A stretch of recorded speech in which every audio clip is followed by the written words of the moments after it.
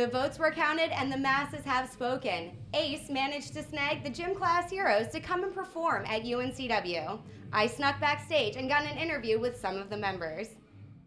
Eric and Matt, I understand that stopping at UNCW is the first stop on your college tour.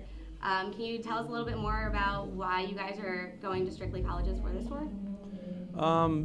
There's no real agenda behind it. We generally play a lot of colleges this time of year, also during the fall. Whenever colleges like to hold their big, like,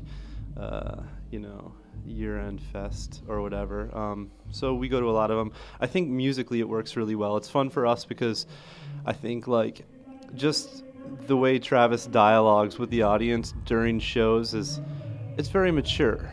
And sometimes you can just sort of watch it go over the crowd's head. So it's nice to play for a college audience and see, every word sort of sticking with the audience. And I think it's cool playing for colleges as well because, if you go out on, say, like an all-ages headlining tour, you get, like, a bunch of really young kids that are just, like, there to see, like, more just like a band rather than like to see gym class heroes. And then on the opposite side, it's like, you get to the older crowd and they kind of just like sit there and watch you play. And now we get the middle, which is like, definitely, younger, but they still are appreciating the music more. So it's safe to say that college audiences generally bring like a lot of energy. It's more upbeat. And we're the kind of band that definitely feeds off of the crowd, Then again, we also know better to, like, if the crowd's not giving it back, we're still gonna, like, show them that we're having fun. But it's always better. We play a lot better and seem way more energetic when we're feeding off of an energetic crowd. Oh, great. Well, I know that you guys have played a couple festivals, such as like Warped Tour. What's the difference between going on a tour and headlining a tour, such as your Darrell Hall for President Tour in '07, versus playing in festivals where you're mixed with a bunch of other bands? I think for festivals, it's exciting for us because we get to finish our set and then go be fans and watch other bands play. And for the most part, we end up playing festivals with bands that are just very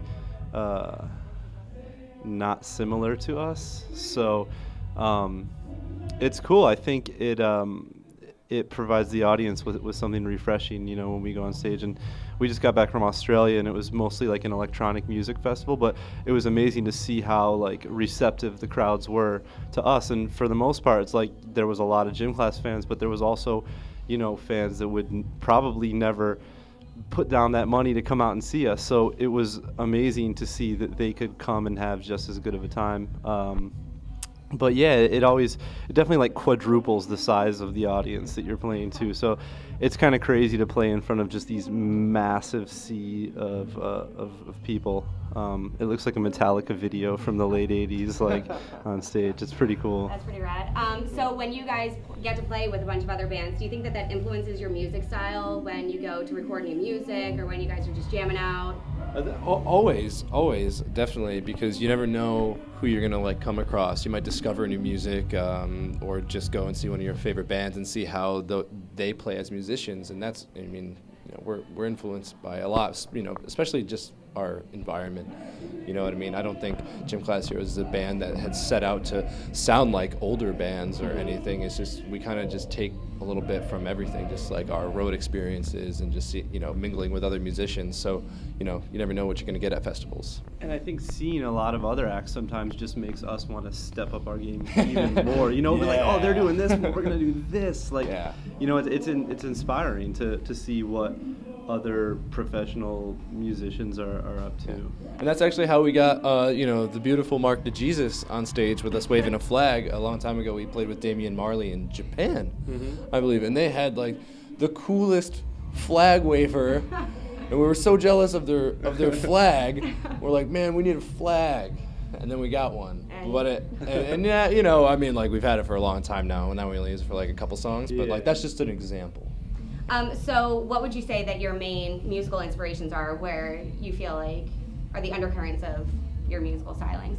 I think it kind of runs the gamut for us. Like, we were always very interested in a lot of music, like old soul music, Darrell Hall, a lot of old hip hop. Obviously, I think hip hop is kind of foundation for what we do, but it's not restricted to that. There's a lot of different extensions into other genres of music that influence us. So, I mean, growing up, bands like Deftones and Rage Against the Machine were getting played right next to KRS-One and Wu-Tang Clan and stuff like that. Yeah, when I first joined the band and was thrown into a 15-passenger van with these guys, and back then, you know, there weren't even auxiliary cables or iPod. Well, there were iPods, but like they were just archaic, and all we had was a spindle of CDs like this big that, you know, one time we actually left on top of our van and lost it. But still, just like whoever was driving was DJ, and you know, like for me, not knowing these guys well, getting in the van, I'm like, I can't get a read on these dudes. I don't know what's going on. I'll just listen to, I don't even know what I was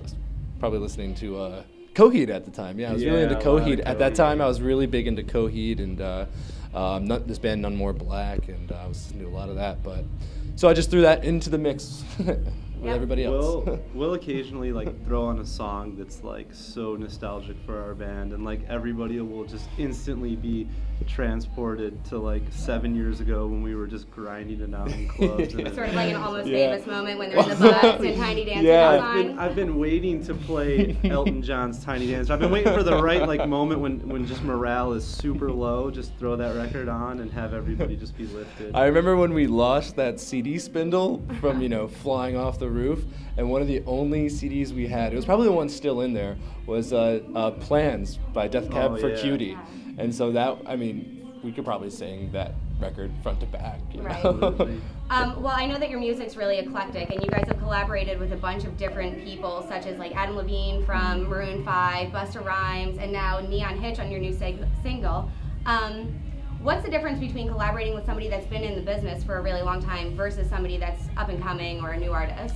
I think it's, I mean, either way, it just, we always try to make sure that chemistry is right, between the artists that we collaborate with, but also for the song. We really we don't reach out for namesake or anything. It's more just all right, we need a very specific voice for the song, and so that's tends to be how all of our collaborations come about. But I think when you're working with a young artist like Neon Hitch or Bruno Mars, in the past, they have so much to prove and they just go so hard. Mm-hmm. So for me, it's always exciting to work with just kind of under the radar talent. Yeah, he said it's. I was just waiting to say it's exciting the whole time, and he just said it. So.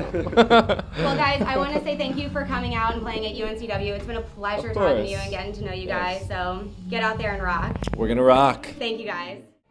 As the crowds file in for a sold-out show, I'd just like to thank Matt and Eric again for talking with me backstage. And also, we'd like to give a huge thanks to Ace for making all of this possible.